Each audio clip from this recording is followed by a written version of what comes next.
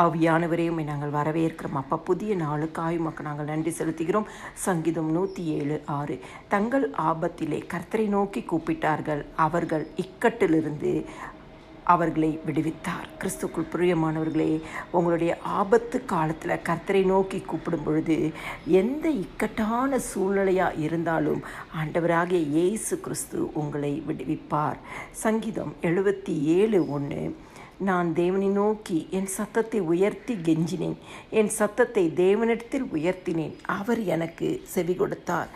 ஆண்டவருடைய சமூகத்துக்கு போய் நீங்கள் ஆண்டவரே என்று சொல்லி சத்தமிட்டு ஜெபிக்கும் பொழுது கர்த்தர் உங்கள் ஜெபங்களை கேட்க அவர் உண்மை உள்ள தேவனாக இருக்கிறார். உங்களுடைய ஜெபங்களுக்கெல்லாம் அவர் என்ன பண்ணுவாராம்? செவி கொடுப்பாராம், பதில் கொடுப்பாராம்.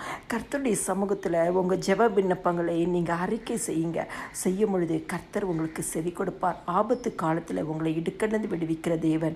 நீங்கள் சத்தமிட்டு ஜெபிக்கும் பொழுது உங்கள் ஜெபங்களுக்கு செவி கொடுக்கிற தேவன். சங்கீதம் 34:19 சொல்கிறது, நீதிமானுக்கு வரும் துன்பங்கள் அநேகமாக இருக்கும், கர்த்தர் அவைகள் எல்லாவற்றிலும் நின்று அவனை விடுவிப்பாராம்.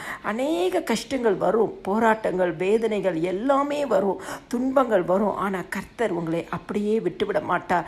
அவர்கள் எல்லா சூழலையும் ஆண்டவராக இயேசு கிறிஸ்து நின்று ஜெபிக்கிற உங்களை விடுதலையாக்கி தருவாராம். கிறிஸ்துவுக்குள் பிரியமானவர்களே, ஆண்டவருடைய சமூகத்தில் ஆபத்து காலத்தில், நெருக்கத்தின் காலத்தில் அவரை நோக்கி கூப்பிடுங்க. அவர் அந்த சூழ்நிலையை மாற்றுவார். சத்தமிட்டு கெஞ்சிங்க, அவர் உங்களுக்கு செவி கொடுப்பார். எந்த துன்பத்தின் நாட்களாக இருந்தாலோ, போராட்டத்தின் நாட்களாக இருந்தாலோ, அது அநேகமாக இருந்தாலோ கர்த்தர் அந்த சூழ்நிலையை நடுவில் நின்று உங்களுக்கு விடுதலை கொடுப்பார். சங்கீதம் 25:17 சொல்லுது, என் இருதயத்தில் வியாகுலங்கள் பெருகி இருக்கிறது, என் இடுக்கண்களுக்கு என்னை நீங்களாக்கி விடுங்க. தாவீது சொல்கிறாரு, ஆண்டவரே என்னுடைய இருதயத்தில் வியாகுலங்கள் பெருகி இருக்குப்பான்னு சொல்லி. ஆனால் அந்த இடுக்கண்லேருந்தும் ஆண்டவர் விடுவிக்கிறார்.